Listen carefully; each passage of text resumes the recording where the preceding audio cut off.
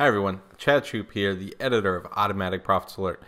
And today we're going to talk about tariffs because that's what everyone is talking about. It's a very big topic in the markets right now and it's creating a bit of volatility for us. So what is the big deal with tariffs? Now everybody's focusing on trade wars and how that's going to escalate from us slapping tariffs on steels and aluminum and how other countries will retaliate. And that is important and that is a big deal. But I'm going to talk about whether or not these countries retaliate. Tariffs are still bad for our economy. And it's a snowball effect that it's going to create.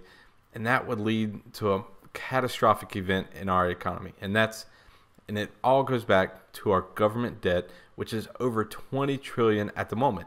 And this doesn't get brought up enough, but that is a big problem that we're going to have to deal with at some point.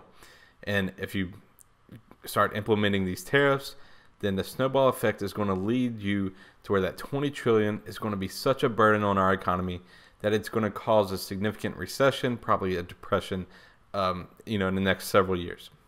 Now, how do you get to that from tariffs? Well, if you look at tariffs, it's slapping higher costs on people that are exporting those goods to the United States. But those costs are going to get passed on to the consumers. So what it results in is higher prices for the consumers.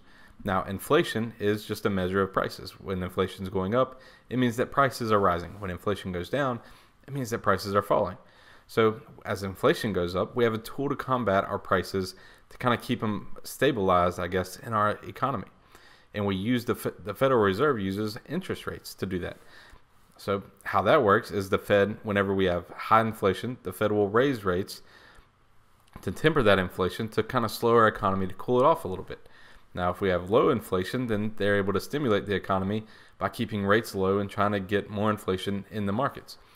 Now, tariffs with higher prices create higher inflation, and therefore the Fed would have to react with raising rates a little bit quicker than they are now. When the Fed raises rates, let's say they get back to a normalized rate environment that we have seen over the last 3 decades. What that would result in is interest payments on our government debt approaching $1 trillion. That's $1 trillion just to pay the interest on our government debt. That's enormous, okay? Now, right now it's about 200 and some billion dollars that we have in interest payments, but our government debt rolls over every 3 to 4 years into new bonds, into new treasuries. So when it does that, it's going to be rolled over into the higher rates as the Fed has to increase rates. So this is kind of a side effect to tariffs, and of course, small tariffs that is not as broad in the effect as what Trump has already announced would be much better than his announcement. And I think he is going to tone it down a bit before he actually signs it into law. But this is the risk that you're struggling with, and this is what can really snowball from just the tariffs on steel and aluminum imports from other countries. And then bam, this snowballs into higher inflation, higher interest rates. Then all of a sudden, our government's debt is unmanageable. It's so enormous that you're paying approaching $1 trillion just to pay off the interest on that debt.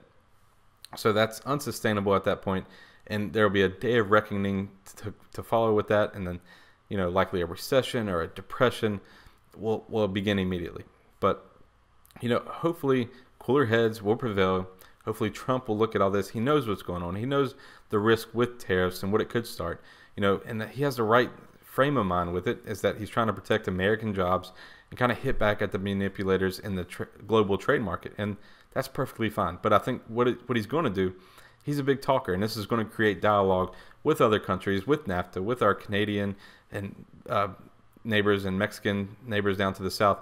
And it's going to create better dialogue to where we'll get better trade deals overall. So hopefully that's the positive outcome that comes out of all this, but the risks are there and the risks are big. Now, if he does go through with the higher tariffs and it does, spook the markets at first, I don't think the sell-off will stay for long because you don't see the tariff impact right away. A lot of these steel, aluminum contracts, they're there for a year or so they're not going to feel the immediate effect of prices, but our American steel and aluminum manufacturers will see the benefit. They'll start hiring. They're able to increase prices, so that'll be good for them.